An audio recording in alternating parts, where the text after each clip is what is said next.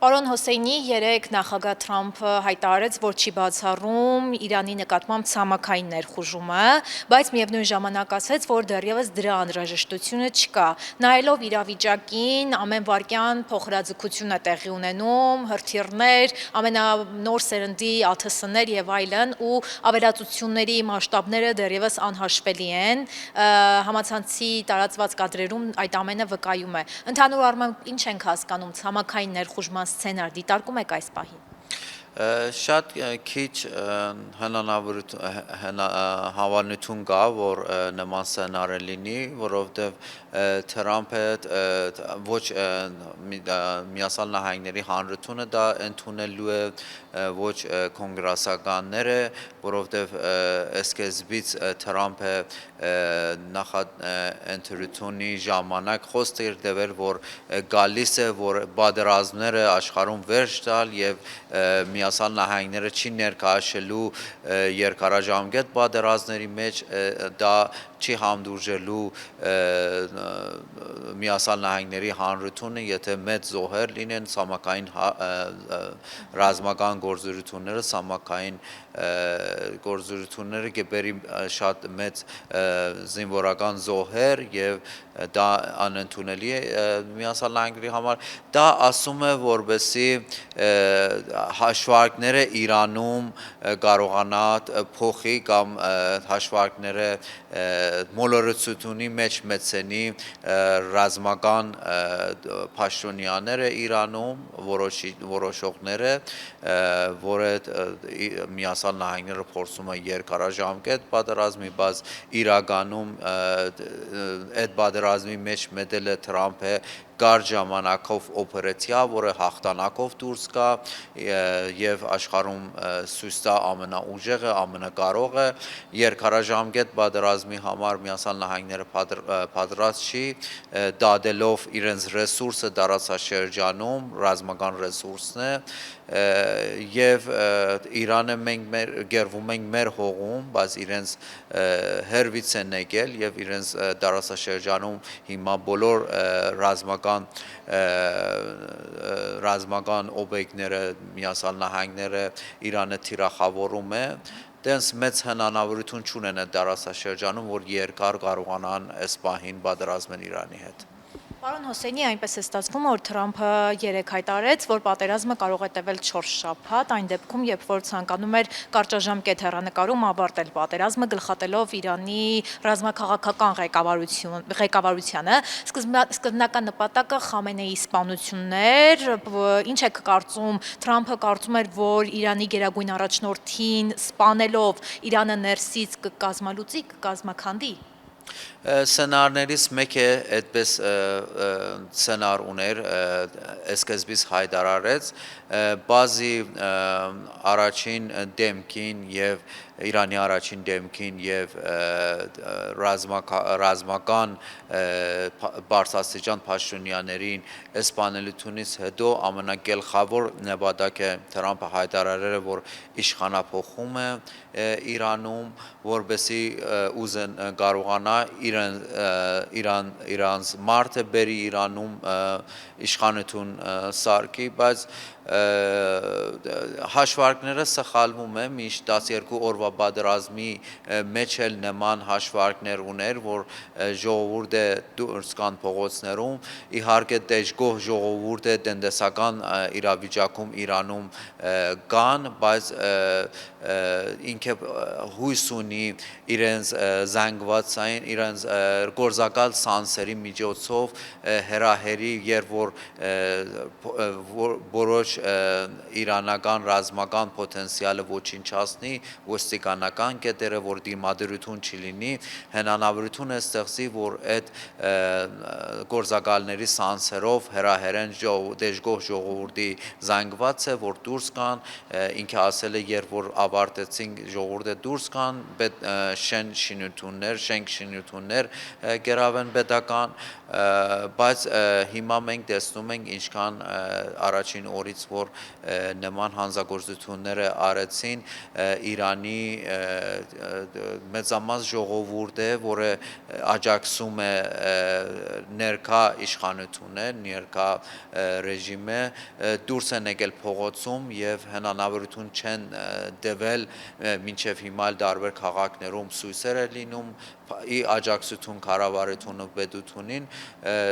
թույլ չեն տալիս որ այդ մյուս զանգվածը դուրս գա վերջը ուզում են քաոս սարքեն Իրանում անգայունություն սարքեն եւ քաղաքացիական պատերազմի նպատակ ունեն դա կբերի իրենց համար շատ ավելի վտանգավոր ճանապարհ է բոլոր հարևանների համար ամբողջ տարածաշրջանը իրենց այդ քայլով կբերեն քաոսի եւ շատ վտանգավոր բաները բախկված այդ իրենց քաղաքությունը Պարոն Հոսեյնի, ստացվում է այնպես, որ Իրանը պատերազմում է եւ հստակ ամեն ինչ երևում է Իրանը պատասխան հարվածներով կարելի ասել ոչնչացնում է ամերիկյան ռազմաբազաները հիմնահատակ։ Նաեւ մի բան եմ ուզում հասկանալ, դուք ավելի մոտ եք կանգնացա այդ աղբյուրներին, ինչ եք կարծում Իրանը երկար դիմադրել, կարող է ունի այդ ռեսուրսը։ Իրանը վաղուց պատրաստել է դարիներ շարունակ մեծ ռեսուրս է հավաքել նման օրվա համար հազարավոր հերթիրներ, հազարավոր ԱԹՍ-ներ Իրանը կուտակել է դաժե անվտանգ տեղ ինքը հերթիրային քաղաք է ստեղծել, տարբեր քաղաքներ է ստեղծել հողի տակ, որը անվտանգ լինի եւ դրանց խոսելը հեշտ չի լինի, շատ պատրաստել է դարիներ շարունակ այդ օրվա համար եւ հիմա Իրանը ասում է, որ պատրաստ է երկարաժամկետ պատերազմի համար անգամ ամիսներ շարունակ ինքը այդ հնարավորությունը ունի, որ հակահարված տա Իսրայելին, հակահարված տա բոլոր տարածաշրջանում Միացյալ Նահանգների ռազմաբազաներին։ Իսկ Ամերիկան ձեր կարծիքով սպասում էր այդ ամենին, այդ ուժին, որովհետև ընդամենը առաջին հարվածից հետո 2 ժամ հետո Իրանը պատասխան հարված հասցրեց Իսրայելին, ամերիկյան ռազմաբազաներին։ Ընդհանուր առմամբ Ամերիկայի խաղաքարտերը այս ամենով չխառնվեց իրար։ Միանշանակ իրենց հաշվարկներով սխալվում էին, որովհետև մտածում էին, որ եթե սպանեն Իրանի հոգևոր առաջնորդը, դա ամեն ինչ այնտեղ ավարտվելու է Իրանը ցույց է տվել, որ համագարկված պետություն է եւ անձերի հետ իր անվտանգությունը, իր համագարկը անձերի հետ կապված չի, իհարկե այդ անձինքը շատ կարևոր դեր ունեն Իրանի պետականաշինությունի մեջ, Իրանի անվտանգությունի մեջ, բայց այդպեսի համագարկ է, որ նման դրանից ավել ինչ կարային անեն, Իրանի առաջին դեմքին սպանել են, բայց տեսնում ենք, որ ոչ մի խոճապ չի մատնել Իրանի զորքերի մեջ եւ ինտենսիվ քանի ժամվա մեջ ինքը հակահարված տվեց Իսրայելին եւ այդ մասշտաբով բոլոր ռազմաբազաները տարածաշրջանում մոտ 11 երկիրում ոչնչացնում է եւ բոլոր Իրանը այդ սցենարը նախադասել էր, պատրաստ էր այդ սցենարի համար բոլոր բարձրաստիճան ռազմաքաղաքական պաշտոնյաների համար 5-ից 7 փոխարինող է որոշել եւ որը ավտոմատ որը միկին սպանեն ավտոմատ հաջորդ փոխարինող է լրազորությունները շարունակում է այդպեսի համակարգ է կայուն են բահում այդպեսի հեշտ այդ համակարգը չի փլուզվելու դա պատրաստվել է տարիներ այդ օրվա համար Իրանը այդ համակարգը Եվ պարոն Հոսեյնի արդեն 4 օր է պատերազմից ի վեր, ինչ Իրանի հեղափոխության պահապանների կորպուսը Հորմուզի նեղուցում խիստ վերահսկողություն է սահմանել, ասել է, որ մի նավ եթե անցնի, ապա կոչնչացվի։ Ու ստացվում է այնպես, որ Հորմուզի նեղուցը այն տնտեսական զարկերակն է, որի, այսպես ասած, բանալին հենց Իրանի ձեռքում է, Իրանն է որոշում երբ բացի նեղուցը, երբ փակի, ու այնպես է ստացվում, որ նաև այս ամենով տնտեսական պատերազմ է, հա, մղում աշխարհի դեմ, այն պետությունների, Պարսից ծոցի պետությունների, որոնք ճիշտ է հիմա չեն միացել Ամերիկային ու Իսրայելին ու չեն հարվածում, բայց միևնույն ժամանակ, եթե պահը գա, ըստ վերլուծաբանների, այդ սցենարն էլ են դիտարկում։ Հիմա Հորմուզի նեղուցի փակումը եւ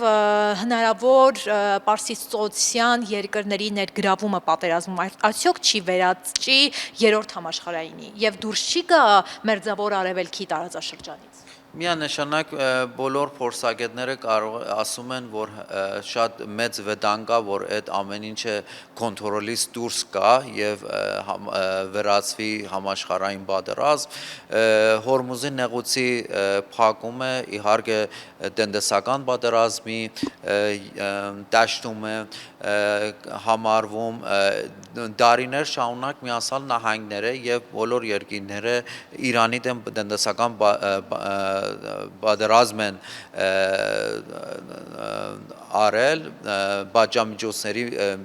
միջոցով Իրանին մեկուսացել են, հիմա Իրան է նման քայլին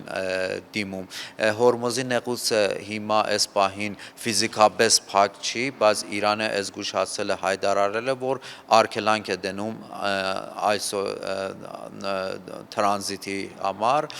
թույլ չի տալիս, որ նավերը այնտեղ անցնեն, միայն կարող է սահմանափակ ռեժիմ է սահմանել, միայն Իրանի բարեկամ երկիրները հնարավորություն կունենան իրենց նավերը այնտեղից տանեն կամ բերեն, օրինակ Չինաստանը կարա Իրանը թույլ է տալիս այնտեղից անցնի, որպեսզի չի վնասի Իրանի բարեկամ եւ ռազմավարական գործընկերներին։ Դա իհարկե Իրանը միշտ զգուշացել է, որ այդ նեղուցը կփակի, նաեւ հիմա ասում է, որ եթե այդ արաբական պետությունները փորձեն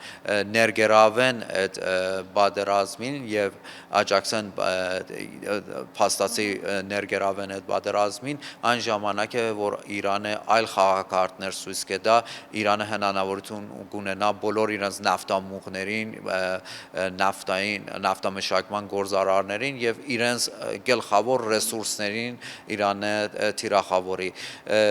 Ներգրավել է իրանք հենց այս պահին էլ ներգրաված են այդ պատերազմի մեջ, դրա համար է Իրանը թիրախավորում իրենց դարաշքում, իրեն թույլ են տվել, որ Ամերիկա իրենց տարածքում ռազմաբազա ունենա եւ խոսք են տվել, որ այդ ռազմաբազաներից թույլ չեն տալիս Ամերիկա օգտագործի Իրանի դեմ, բայց փաստացի Իրանը դեվիալներ ունի, որ հենց այդ ռազմաբազաներից Իրանին հարվածել են, օգտագործել են ռազմաբազաները եւ Իրանը իրավունք պահպանում է իր համար, որ օրինական թիրախ սարքի այդ ռազմաբազաները իրենց տարածքում։ Իրանը մինչև այն այս պահը զգուշացնում էր, բայց իրենց այդ քայլին գնացին եւ դժգոհությունի տեղ չկա։